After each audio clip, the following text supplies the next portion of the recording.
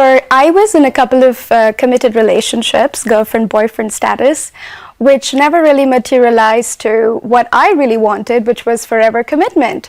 And so I got to a point where I felt really tired of being, so to speak, test-driven by men, whether or not I was worthy of being a wife. And that is when I decided that there was something wrong in the way I was doing my interactions and dating and with men. And what if I just completely owned up to my worth? I felt deserving of a full commitment from an amazing man. And what if I refused to settle for anything less than that? So that's where things changed for me. And I speak of dating multiple men, not in a sexual way, but in getting to know men in a more emotional kind of way over a period of time, till the man in front of you knows you're the one for him forever and is ready to give you the commitment you desire. Was there ever a moment where, the man said to you, will you be my regular girlfriend? Will you commit to me? And you said, not until you put a ring on the finger, darling. Is it that sort of conversation? That was the conversation I had with my husband.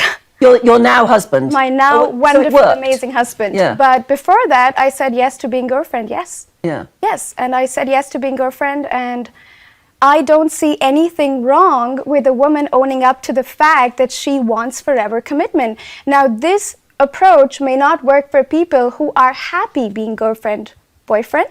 I have nothing against those people, but I do believe that a woman who is 33, 34, 35, looking to settle down should not be wasting her childbearing years, her marriageable years, being with a man who isn't ready to give her the commitment she deserves and desires. It's being upfront about it, isn't it? I know my old mum would say the same thing. She would say in her day there were women who wanted to get married and set their targets and went, like an Exocet missile for the right man, and wouldn't, as you say, give their wifely, what did we call them? Wifely commitments. Benefits. Wife benefits. I love that. Now, look, it is the school holiday, so there may be children watching, but what are wife benefits? Come on, Anne. We know.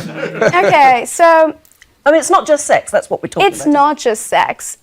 I believe women get really hurt when they focus completely on one man, think he's going to be the one, get attached with his family, sleep with him, cook for him. So don't cook for him, don't get to know his family particularly. No, do get to do all of that. Do get to do all of that. Just don't say yes to exclusivity till he really has a solid offer for you. Panel, what would you like? I love it. You are my hero.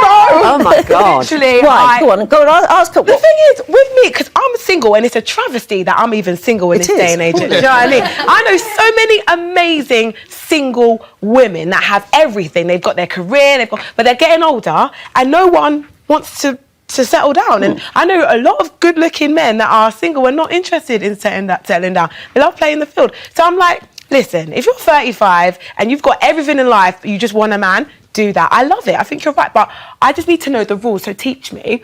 So how many people are you allowed to date at once? Because because with me, I've got loads of suitors. I'll get confused. One day it's Jerry, next day it's George. So you need to tell me how many, 2, 3, 7, 10, 12, how many? Well, it depends on the amount of work you're willing to put in, but I imagine you're a really busy woman. Very busy woman.